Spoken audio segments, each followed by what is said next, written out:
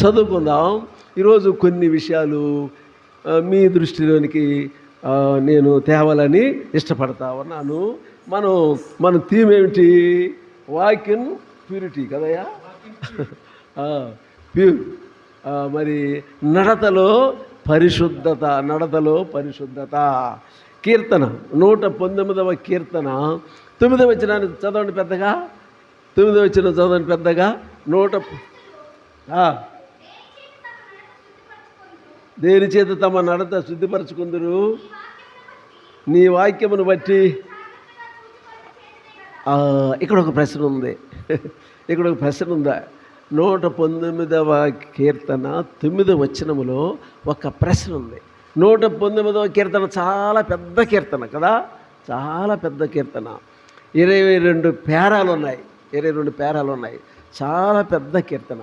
ఆ కీర్తన అంతట్లో మనం చదివినప్పుడు రచయిత కీర్తనాకారుడు దేవుని వాక్యాన్ని ఘనపరచడము, దేవుని వాక్యాన్ని ప్రేమించటము, దేవుని వాక్యాన్ని కేంద్రముగా చేసుకోవటము, దేవుని వాక్యములో బ్రతకాలని ఇష్టపడటము, దేవుని ఉద్దేశాల కొరకు తాపత్రయపడటము, ఎదురు చూడటము, మరి అంతా దేవుని వాక్యము, దేవుని మాటలు, దేవుని శాసనాలు, దేవుని కట్టడల చుట్టూ తన హృదయము మనస్సును కేంద్రీకరింపజేస్తాడు.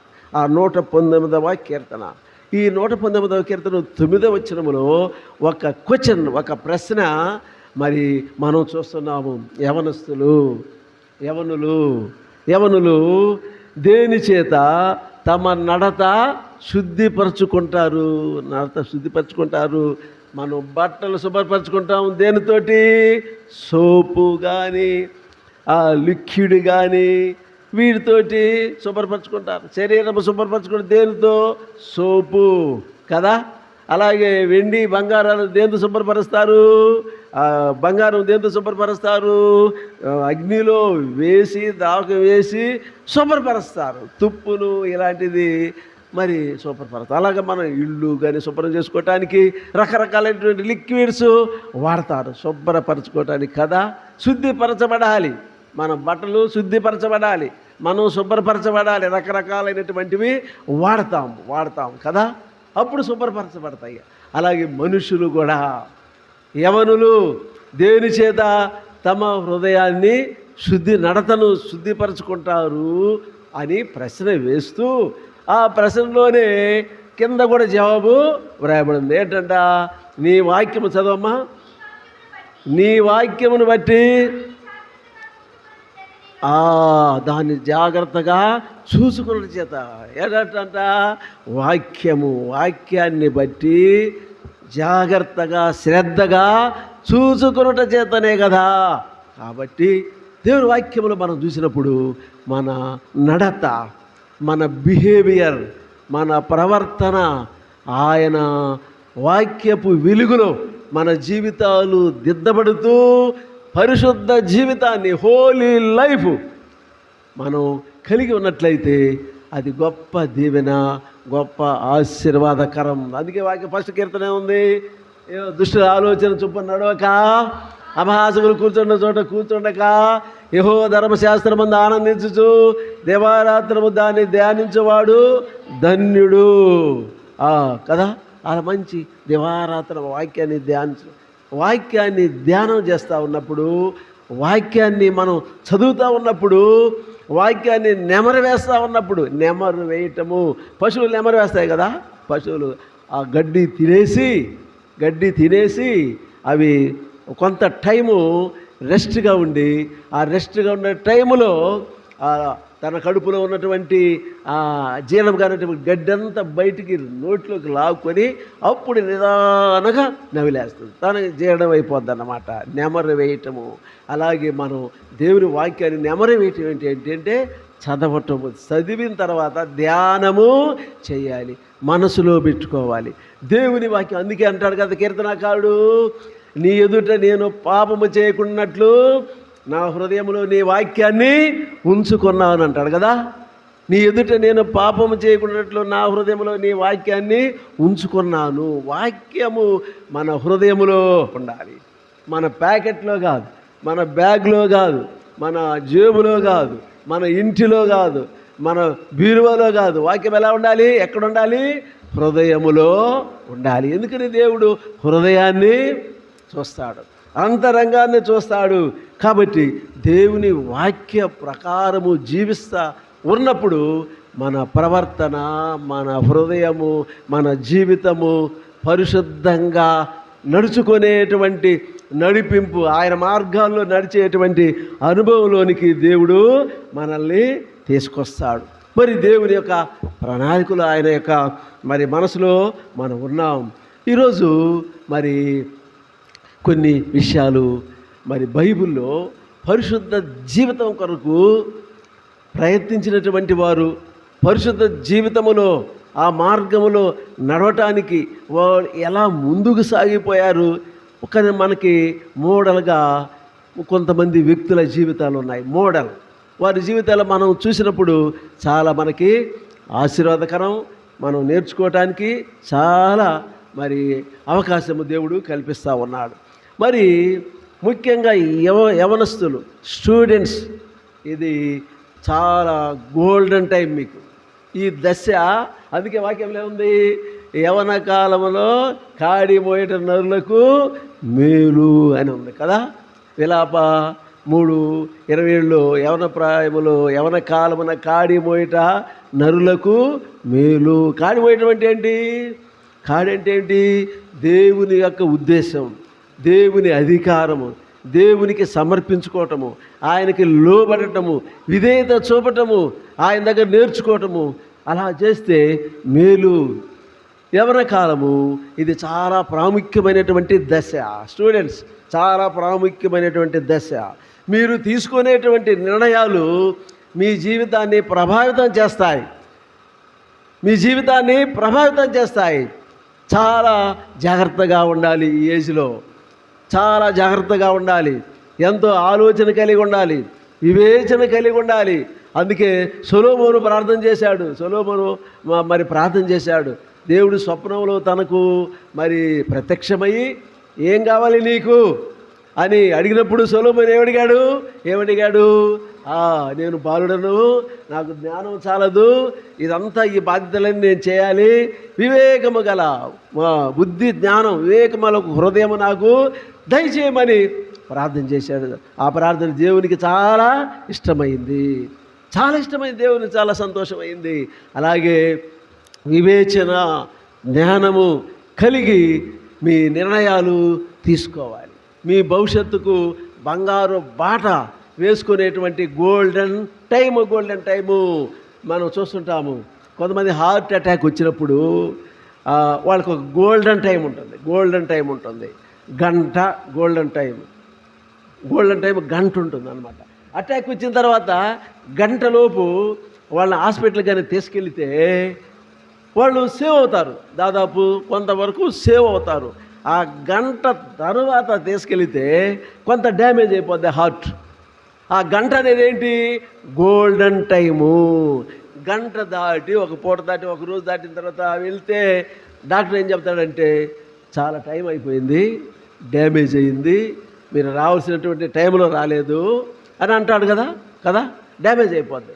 అలాగే మరి విద్యార్థులు, యవనులు వారి జీవితం అంతా కొంత కొనసాగిన తర్వాత వారు వెనక్కి చూసుకొని నేను చాలా రాంగ్ స్టెప్ వేసాను, నేను ఎందుకు ఈ విధంగా అయ్యాను అనేటువంటి స్టేజ్ రాకముందే దేవుడు మనకి కొన్ని సత్యాలు బయలుపరుస్తూ ఉంటాడు. దేవుడు తన ఉద్దేశాలను కాబట్టి టర్నింగ్ పాయింట్, ప్రాముఖ్యమైనటువంటి దశ, ఆలోచన చేసేటువంటి దశ. మరి బైబిల్లో కొన్ని విషయాలు చెప్తాను నేను. మరి ఆఫర్స్ తెలుసు కదా మీకు. బై 1 get 2, 1 కొనండి 2 ఫ్రీ, 1 కొనండి 3 ఫ్రీ. ఆఫర్ అంటే ఇవ్వటం అన్నమాట. ఇవ్వబోవటం, ఇచ్చుకోవటము, ఇవ్వటము. అది మనం అంగీకరించవచ్చు, తిరస్కరించవచ్చు. అది మన యొక్క చేతిలో ఉంటుంది, మన ఆలోచనలో ఉంటుంది. ఆఫర్. దేవుని యొక్క బిడ్డలారా, ఈ లోకములో కొన్ని ఆఫర్స్ ఉంటాయి. ఆఫర్స్ను జయించాలి. ఆఫర్స్లో మన సెలక్షను జాగ్రత్తగా ఉండాలి. మన సెలక్షన్ జాగ్రత్తగా, ఆఫర్ చూసి మోసపోకూడదు. సెలక్షను జాగ్రత్తగా ఉండి మనం కాపాడుకోవాలి. మన లైఫ్ను, మన లైఫ్ స్టైల్ను కాపాడుకోవాలి.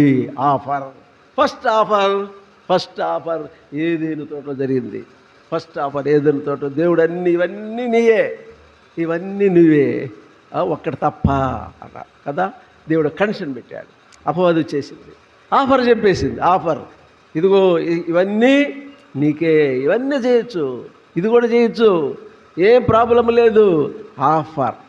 ఆఫర్లో ఫెయిల్ అయిపోయారు. ఏదైనా తోటలో ఆదాము హవ్వలు పాపంలో పడిపోయారు. మరి ఒక ప్రాముఖ్యమైనటువంటి దేవునికే ఆఫర్ ఇచ్చింది ఎవరు? అపవాది. యేసు ప్రభువు 40 దినాల తర్వాత ఆయన 40 దినములు ఉపవాసం ఉన్నటువంటి సమయంలో శోధకుడు ఆయన ఎదుకు వచ్చాడు. మూడు విధాలుగా శోధకుడు శోధించాడు. ఇంకొక శోధన ఏమిటి? ఆ ఎత్తైన దేవాలయపు కొండ మీదకి ఆయన్ని ఎత్తైన స్థలానికి తీసుకెళ్ళి, చదవటానికి టైం లేదులే, తీసుకెళ్ళి ఈ లోక రాజ్యాలన్నీ చూపించి కదా. అపవాది ఈ లోక రాజ్యాలన్నీ నీకు ఇస్తాను, నువ్వేం చేయాలి? నాకు సాగిలపడి నమస్కరించాలి. ఆఫర్ ఇవన్నీ నీకే, నీవు తీసుకోవచ్చు, నువ్వు సొంతం చేసుకోవచ్చు, ఇవన్నీ నీకు ఇచ్చేస్తాను, నాకు సాగిలపడు. అలాగే ప్రభునందు యువకులారా, స్టూడెంట్స్ అందరికి కూడా లోకంలో కొన్ని ఆఫర్స్ ఉంటాయి. ఆఫర్స్ విషయంలో జాగ్రత్తగా ఉండాలి. సెల్ ఫోన్ మీడియా ప్రభావము. ఈనాడు యువత చూస్తే మీడియా ప్రభావంలో, మీడియా ఆఫర్లో పడిపోతూ ఉన్నారు, చిక్కుకుంటున్నారు. ఎంతోమంది ఎడ్యుకేషన్ పాడు చేసుకుంటున్నారు. బాగా చదివేవాళ్ళు ఉన్నారు, కొంతమంది పాడైపోయేటువంటి ఉన్నారు, కొంతమంది రకరకాల ఎఫ్ఐఆర్స్తో ఆత్మహత్యలు చేసుకునేటువంటి వారు ఉన్నారు. మనం చూస్తూ ఉన్నాం. స్టూడెంట్స్ కూడా కొంతమంది నాకు మార్కులు తగ్గినాయి అని ఆత్మహత్యలు చేసుకునేటువంటి వారు కూడా మనం చూస్తున్నాం కదా. లోకంలో రకరకాలుగా వాళ్ళ లైఫ్లు పాడు చేసుకుంటూ ఉన్నారు. దేవుడిచ్చినటువంటి లైఫ్ను పాడు చేసుకుంటున్నారు. ఎందుకంటే ఈ ఆఫర్స్లో లొంగిపోయి రకరకాలుగా బానిసలైపోయి జీవితాలను చిత్రవధము చేసుకుంటూ ఉన్నారు, లైఫ్ను పాడు చేసుకుంటూ ఉన్నారు. కాబట్టి ఈ మీడియాకు సంబంధించినటువంటి విషయాల్లో చాలా జాగ్రత్తగా ఉండి స్టూడెంట్స్, యువకులు చక్కగా పరిశుద్ధ జీవితాన్ని కొనసాగించాలి. దేవుని వాక్యంలో మనం జ్ఞాపకం చేసుకుందాం. దేవుని వాక్యాన్ని చూస్తే దానియేలు గ్రంథము 1వ అధ్యాయములో మరి దానియేలు యొక్క జీవితాన్ని మనం చూద్దాం. దానియేలు గ్రంథం 1వ అధ్యాయము, దానియేలుకు ఉన్నటువంటి మరి వాళ్ళకు వచ్చినటువంటి ఆఫర్స్ మనం అక్కడ చూద్దాం. దానియేలు గ్రంథము 731వ పేజీ 1వ అధ్యాయము 8వ వచనం చదవండి. 8వ వచనం. రాజు భుజించు భోజనమును పానము చేయు ద్రాక్షరసమును పుచ్చుకొని తన్ను అపవిత్రపరచుకొనకూడదని దానియేలు ఉద్దేశించి అపవిత్రుడు కాకుండానట్లు వాటిని పుచ్చుకొనకుండా సెలవిమ్మని అధిపతిని వేడుకొని. చాలు. ఇక్కడ ఈ 4 బాలులకు ఆఫర్ చేసింది. ఆఫర్ ఎలాంటి ఆఫరు? మంచి ఎడ్యుకేషన్, వాళ్ళకి మంచి భోజనము. ఎలాంటి భోజనము? రాజు భుజించేటువంటి భోజనము. రాజు ఈ 4 విషయంలో, ఈ దానియేలు విషయంలో ఒక అంశాన్ని, ఒక పాయింట్ మనం జ్ఞాపకం చేసుకుందాం. ఏమిటంటే పవిత్రతను కాపాడుకోవటంలో శ్రద్ధ, ప్యూరిటీ, పవిత్రత, హోలీనెస్. ఆ పవిత్రతను కాపాడుకోవటంలో శ్రద్ధను ఎంతగా చూపించారు. ఎంత మోడల్గా వాళ్ళు కనపడుతున్నారు చూడండి. రాజు భుజించేటువంటి భోజనం, హై క్లాస్ భోజనం, రాయల్ ఫుడ్, విలాసవంతమైనటువంటిది, ఆధిక్యత. ఇరుగు పొరుగు వాళ్ళు ఏం చెప్పుకుంటారు? అమ్మా వాళ్ళు చాలా గొప్పవాళ్ళు, ఆ చిన్నోళ్ళ వాళ్ళు. రాజు భుజించేటువంటి భోజనం వాళ్ళకి సిద్ధపరచబడతా ఉంది. ఎంత గ్రేటో, ఎంత ఆధిక్యతో అని చెప్పుకుంటారు కదా, కీర్తి వస్తుంది కదా. కానీ ఈ నలుగురు ఏం చేశారు? రాజు భుజించు ఆహారం మాకు అవసరం లేదు. ఎందుకని? అది ఇతర దేవుళ్ళను ఆరాధించేటువంటిది, మొక్కేటువంటి వారు. ఆ భోజనం మాకు అవసరం లేదు. ఆ భోజనం మేము తీసుకుంటే మేము అపవిత్రపరచబడతాము. పడతాము. మేము పవిత్రులుగా ఉండాలి, దేవుని బిడ్డలుగా ఉండాలి, యెహోవా భక్తులుగా ఉండాలి, ఆయన వాక్యాన్ని అనుసరించేవారుగా ఉండాలి. ఆ పవిత్రతను మేము కాపాడుకోవాలి. రాజు భుజించేటువంటి ఆహారము హై క్లాస్ అయినా, విలాసవంతమైనటువంటిదైనా, రుచిగల భోజన పదార్థములతో కూడినటువంటిదైనా మాకు అవసరం లేదు. పవిత్రత మాకు ముఖ్యము. పవిత్రత దానియేలును, షడ్రక్ మేషక్ అబేద్నెగోల యొక్క జీవితంలో వాళ్ళు బాలురుగా ఉన్నప్పుడు, ఎప్పుడు వాళ్ళు బాలురుగా ఉన్నారు, యువకులుగా ఉన్నారు, ఎంత మంచి నిర్ణయం తీసుకున్నారో చూడండి. వాళ్ళకి ఆఫర్ వచ్చేసింది. ప్రభునందు ప్రియమైనటువంటి వాళ్ళారా, వారికి ఆఫర్ వచ్చేసింది. ఇదిగో మీకు ఇవంతా మీకే సమకూర్చబడింది. ఈ పదార్థాలన్నీ, ఈ మెటీరియల్ అంతా మీకే, తీసుకోండి అన్నప్పుడు మాకు అవసరం లేదు. వాళ్ళు రిజెక్ట్ చేసేసారు. అవసరం లేదు. ఎందుకని? ఇది మేము తీసుకున్నట్లయితే అపవిత్రులైపోతాము. పవిత్రత కాపాడుకోవాలి. ఈ నలుగురు బాలుల విషయంలో దానియేలు, ఆ నలుగురు, ఆ టీం, ఆ బ్యాచ్ విషయంలో వాళ్ళు ఏం చూపించారు? దానియేలు ఏమంటున్నాడు? మేము అపవిత్రపరచుకొనకూడదు. కాబట్టి అక్కడ మనం ఏమి నేర్చుకుంటున్నాము? అపవిత్రత కాకూడదు. అలాగే మన జీవితాలు అపవిత్రత కాకూడదు. మలినమవటానికి అవకాశాలు ఉంటాయి. పవిత్రతను పోగొట్టుకోవడానికి అవకాశాలు ఉంటాయి. చెడగొట్టేటువంటి అవకాశాలు ఉంటాయి. ఎన్నో ప్రభావాలు పనిచేస్తూ ఉంటాయి. ఎన్నో ఆఫర్స్ వస్తాయి. కానీ పవిత్రతను కాపాడుకోవాలి. ఈ దానియేలు అంటున్నాడు, నేను తాను అపవిత్రుడు కాకుండానట్లు వాటిని తీసుకోవాలా, ఇచ్చేటువంటి వాటిని తీసుకోలేదు. అనేకమైన మన దగ్గరికి వచ్చినప్పుడు అవి దేవునికి విరోధంగా ఉన్నప్పుడు వాటిని మనం తిరస్కరించాలి. దేవుని వాక్యంలో మనం చూసుకున్నట్లయితే అది యవన జీవితానికి పునాది, ఫౌండేషన్. వాళ్ళలో ఆ పునాది మనం చూస్తా ఉన్నాం. దేవుని యందు అంత భయము, భక్తి, నిష్ఠ, నియమము వాళ్ళ విషయంలో మనం చూస్తూ ఉన్నాం.